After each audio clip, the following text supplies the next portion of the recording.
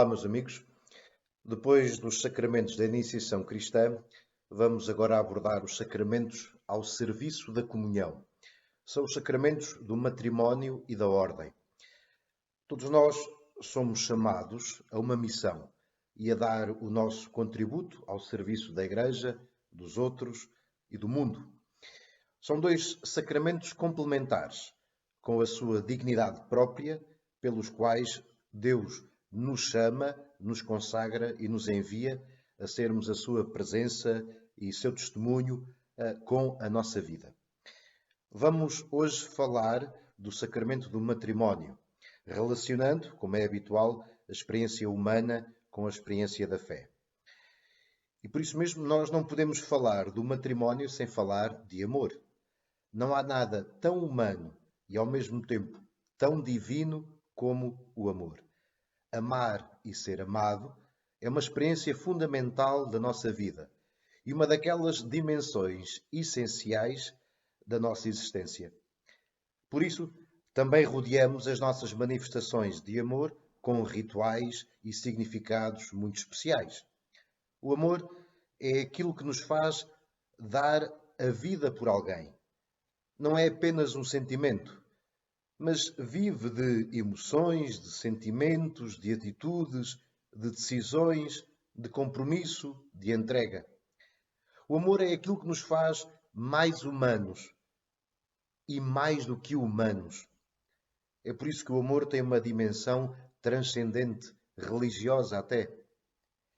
Há diferentes formas de amor. Temos a paixão, temos a amizade, temos o amor. Podemos amar as pessoas ou amar uma causa. Fazemos a experiência da amizade com pessoas que são importantes para nós e que nos marcam. Mas quando nos apaixonamos por uma pessoa concreta, quando esse amor é correspondido e manifestado com gestos exclusivos de carinho e ternura, quando esse amor cresce pela relação e nos faz ser melhores pessoas, e quando a nossa vida só faz sentido ao lado da outra pessoa, então nós estamos a falar de amor verdadeiro. É importante ter isto em conta por causa das caricaturas de amor que existem hoje em dia. Nós não devíamos dizer eu amo-te sem sentir realmente um forte arrebatamento, um aperto no coração e um brilho nos olhos. Isso não são palavras para banalizar e dizer de qualquer maneira ou a qualquer pessoa. Quando eu digo a alguém eu amo-te, estou a dizer que a minha vida não seria a mesma coisa sem essa pessoa. Não teria sentido, não estaria realizado, não estaria feliz sem estar unido a essa pessoa. Portanto, estou a dizer que a minha alegria e a minha felicidade passam por me entregar totalmente, exclusivamente a essa pessoa, por fazê-la feliz, respeitando-a como ela é. Da mesma forma, não podemos separar a sexualidade do amor e do respeito pela outra pessoa, porque sem isso nós diminuímos a nossa dignidade e a dignidade do outro. Quando uma relação entre duas pessoas cresce e amadurece, dá lugar ao compromisso e à entrega para uma vida em conjunto. E é assim então que surge o casamento. O casamento é tão antigo como a humanidade e ao longo da história, conforme as culturas e ainda hoje, existem várias formas de união ou várias formas de casamento. Nós vamos abordar especificamente o matrimónio católico para percebermos que não é tudo igual, não é tudo a mesma coisa. Mas vamos deixar as questões morais à volta do casamento e da sexualidade para outra altura, ou até para as dúvidas que vocês depois podem enviar através das catequistas. Ora, na perspectiva cristã, nós dizemos que o matrimónio é da ordem da criação e que Deus, o autor da existência de todas as coisas, é também o autor do matrimónio. Pois A vocação para o matrimónio está inscrita na natureza do homem e da mulher. Deus criou o ser humano por amor e também o chamou ao amor. Portanto, é uma vocação, é um chamamento inato e fundamental de todo o ser humano. O amor mútuo entre homem e mulher torna-se assim imagem do amor absoluto, fiel, total e para sempre com que Deus ama a humanidade. Este é o significado do homem e da mulher serem criados à imagem de Deus, como nós vemos no livro do Gênesis.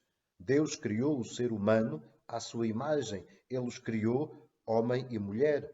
A mulher é criada do lado do homem para lembrar a igual dignidade e a complementariedade entre os dois, entre homem e mulher. E por isso, diz o texto do Gênesis, é osso dos meus ossos e carne da minha carne. E por isso, o homem e a mulher deixarão pai e mãe e serão os dois uma só carne, numa nova existência, uma só existência feita a dois, unidos em amor. Ao longo da Bíblia, nós vemos a grandeza do matrimónio na perspectiva da fé como sinal ou espelho do próprio Deus e do seu amor pela humanidade, com quem Deus quer formar uma aliança. Quando a Bíblia quer explicar o amor que Deus é e o amor que Deus tem por nós, usa sempre a linguagem do amor, dos esposos, dos enamorados, do matrimónio, da família. Deus é como um esposo e o seu amor é exclusivo e fiel. Podemos ver isso em vários profetas: Oseias, Jeremias, Isaías, Ezequiel, Malaquias. Os livros de Ruth e Tobias mostram e testemunham também o matrimónio e a sua fidelidade e até a ternura dos esposos. E depois, de uma forma particular, o livro do Cântico dos Cânticos é todo ele um poema daquele amor forte como a morte, tal como é o amor de Deus pelo seu povo. O próprio Jesus apresenta-se como o esposo que se entrega por amor à sua esposa, que é a humanidade e, em particular, a Igreja. E o primeiro sinal, ou milagre, o primeiro sinal de Jesus como o Messias e o Filho de Deus acontece precisamente numa festa de casamento, nas bodas de Caná. Podemos ver em João 2. E assim, Jesus santifica com a sua graça a união do homem com a mulher. Também o reino dos céus é comparado por Jesus às bodas do Filho do Rei e às bodas do Cordeiro de Deus, como nós vemos no Apocalipse. E quando interrogaram Jesus por causa da importância do matrimónio, Jesus foi muito exigente nas orientações que nos deixou, remetendo precisamente para aquele princípio da criação, como aparece no livro do Gênesis. Nós podemos ver isso, estas orientações de Jesus, sobretudo em Mateus 19, 3 a 9, e nos seus paralelos. Ou seja, ao remeter para o princípio da criação, Jesus mostra como o princípio do matrimónio, segundo a vontade de Deus, é a união de amor entre o homem e a mulher de forma consciente, livre, exclusiva, fiel e para sempre. E por isso, aquilo que Deus uniu não pode ser separado por justificações meramente humanas.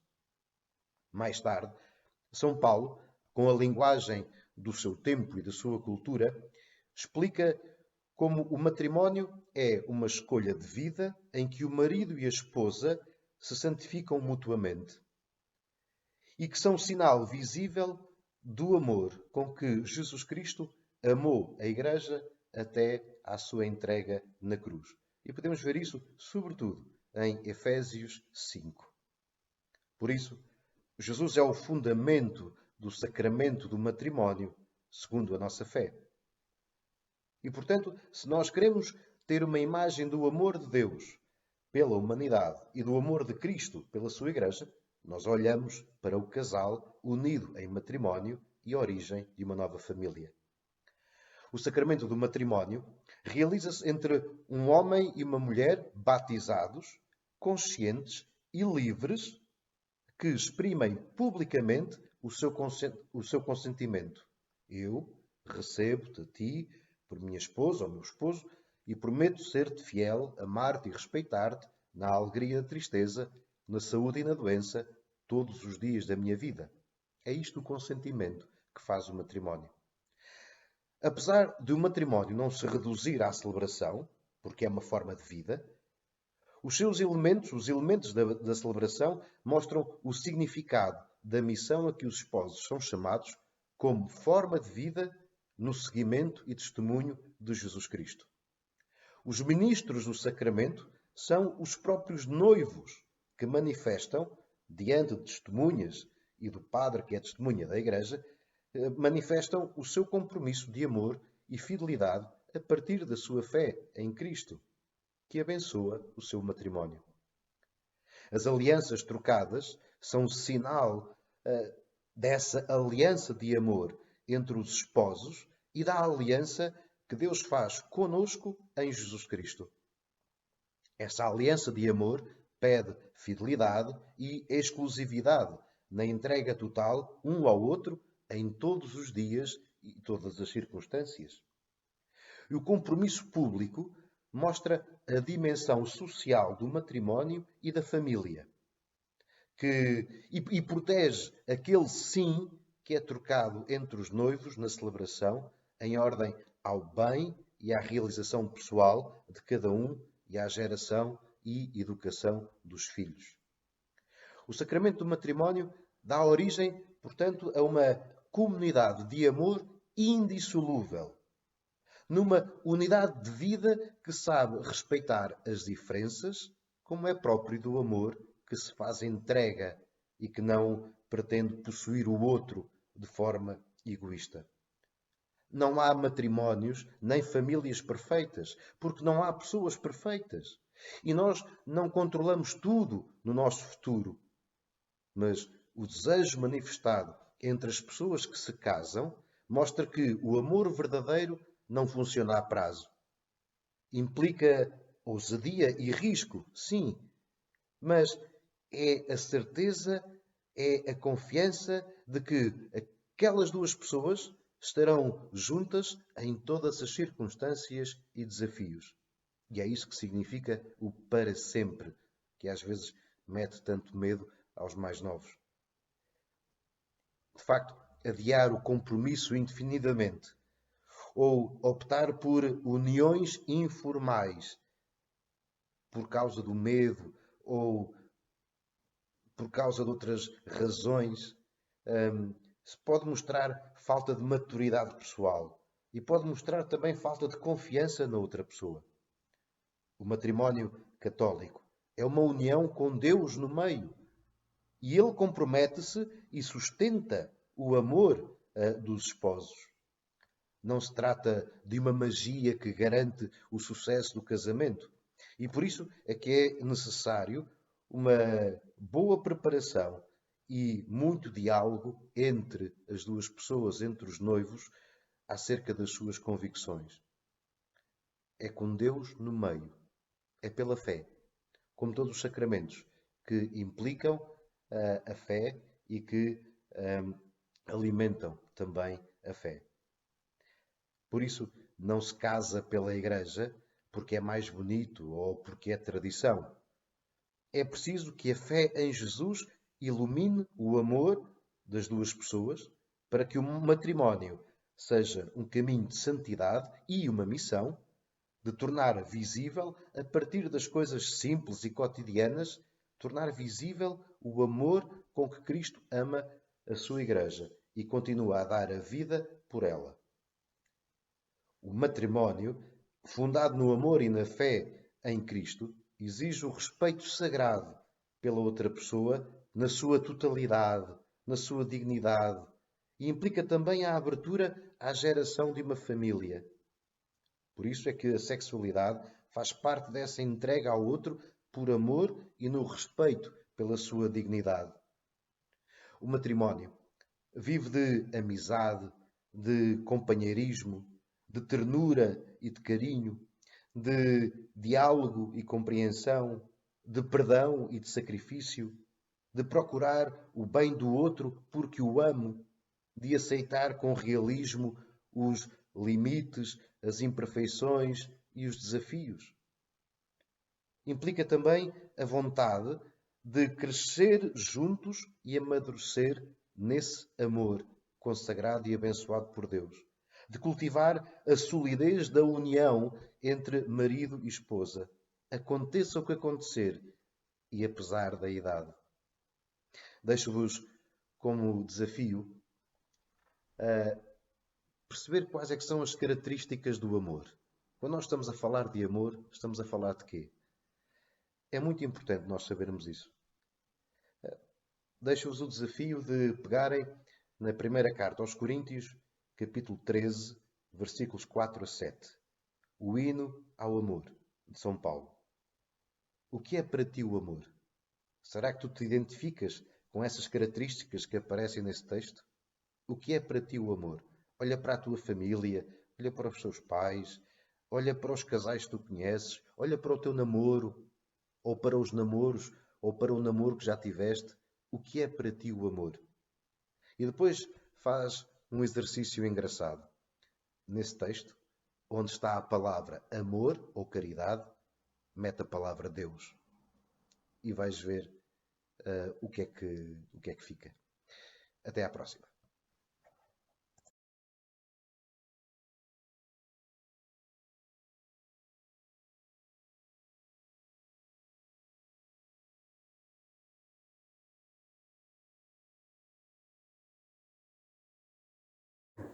Olá, o meu nome é Susana. O meu nome é Pedro.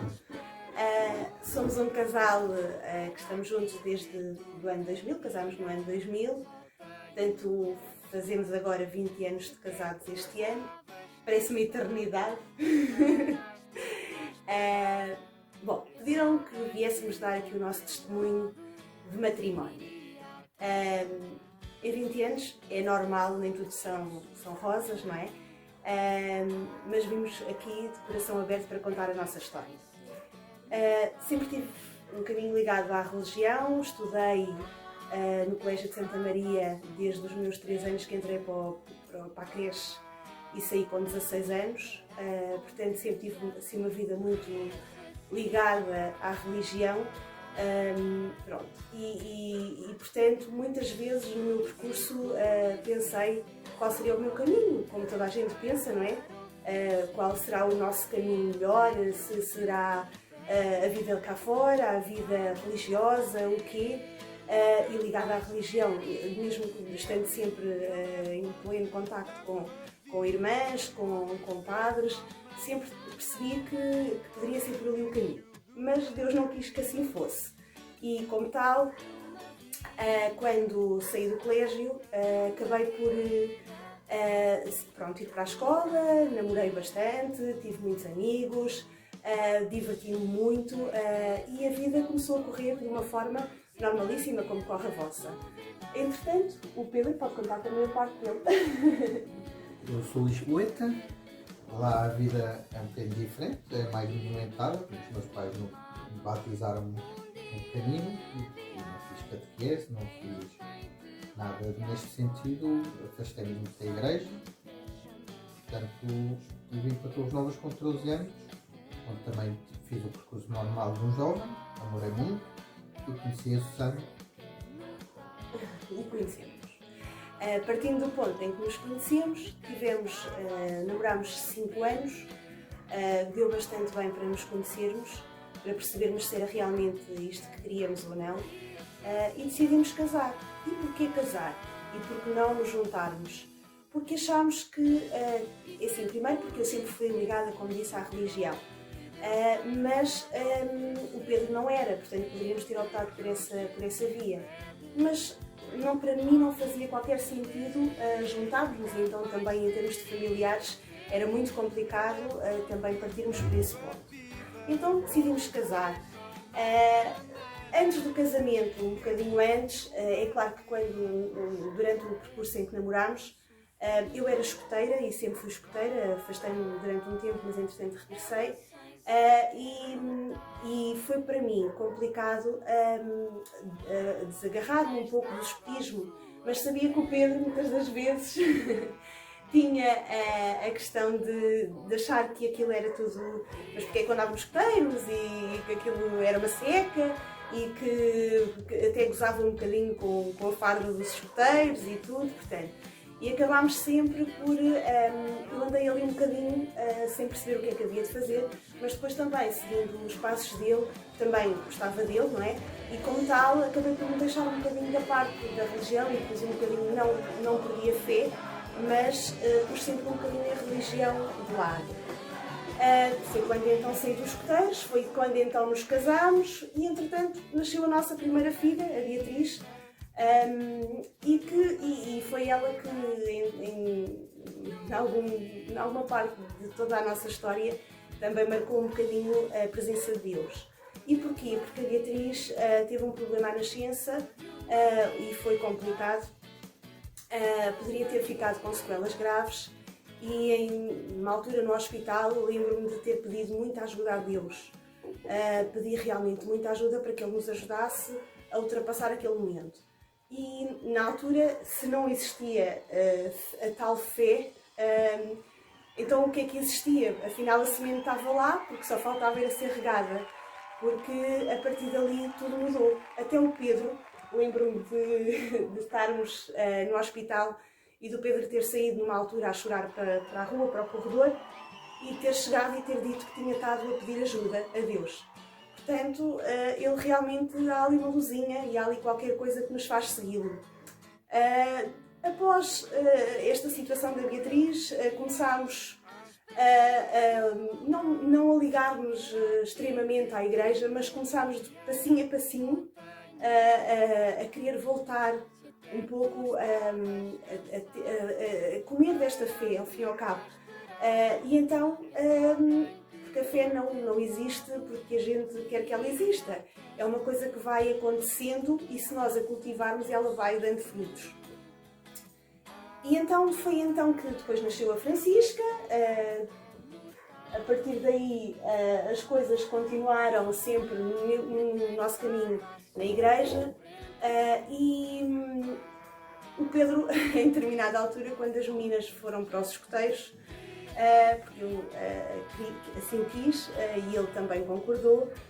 Mais tarde o Pedro também perguntou, então, mas por que não? Vocês vão todas para os escoteiros e eu fico em casa a fazer o quê? Então eu vou com vocês. E acabou por entrar. E é engraçado porque eu pedi tanto a Deus que ele, ao fim e ao cabo, também voltasse um bocadinho para esta... Não eu sair, mas ele voltar, não é? Porque eu saí primeiro deste caminho e depois puxei-o para ele voltar. E ele acabou por ele próprio sentir que era um caminho a seguir. Pronto. E acabou por connosco acompanhar-nos nos escoteiros.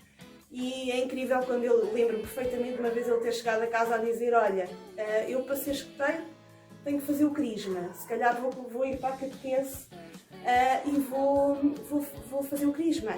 E eu fiquei a olhar para ele e pensei, tu, crisma? Na realidade, naquela altura era algo que me fazia alguma confusão. Depois percebi que ele começou a encontrar o caminho dele na religião, que é muito importante para um casal, porque juntos ultrapassamos as coisas com muito mais facilidade, é muito mais fácil nós conseguirmos juntos, neste mesmo caminho, encontrar soluções para os problemas.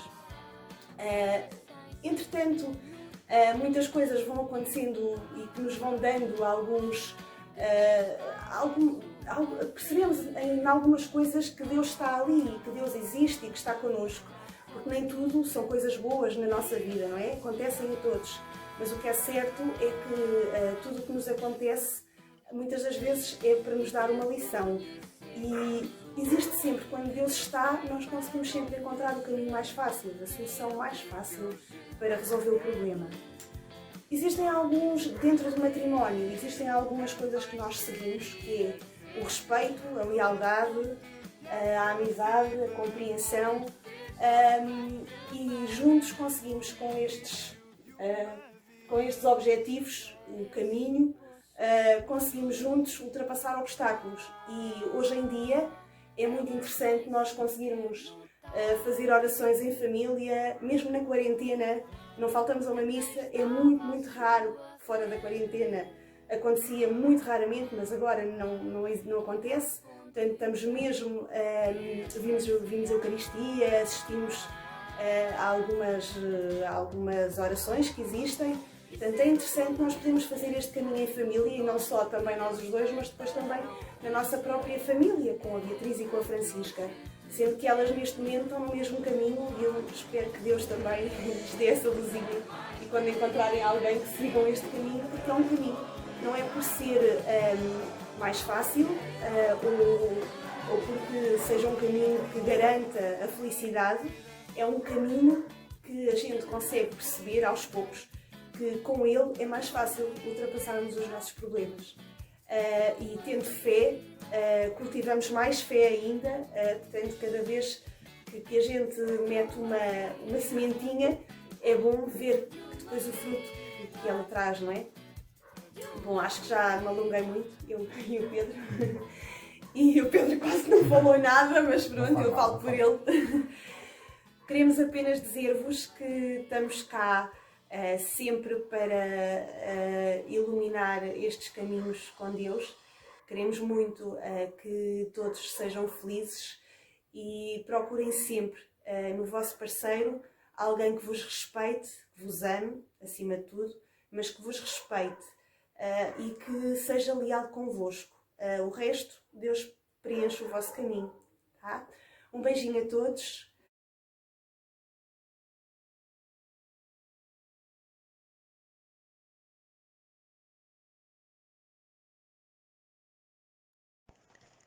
Cântico do amor. Ainda que eu fale as línguas dos homens e dos anjos, se eu não tiver amor, sou como um bronze que soa ou um símbolo que retine. Ainda que eu tenha o dom da profecia e conheça todos os mistérios e toda a ciência, ainda que eu tenha tão grande fé que transporte montanhas, se eu não tiver amor, nada sou. Ainda que eu distribua todos os meus bens e entregue o meu corpo para ser queimado, se eu não tiver amor, de nada me aproveita. O amor é paciente, o amor é prestável. Não é invejoso, não é arrogante nem orgulhoso, nada faz de inconveniente, não procura o seu próprio interesse, não se irrita nem guarda ressentimento. Não se alegra com a injustiça, mas rejubila com a verdade. Tudo desculpa, tudo crê, tudo espera, tudo suporta. O amor jamais passará. São Paulo, 1 Coríntios 13, 1-8.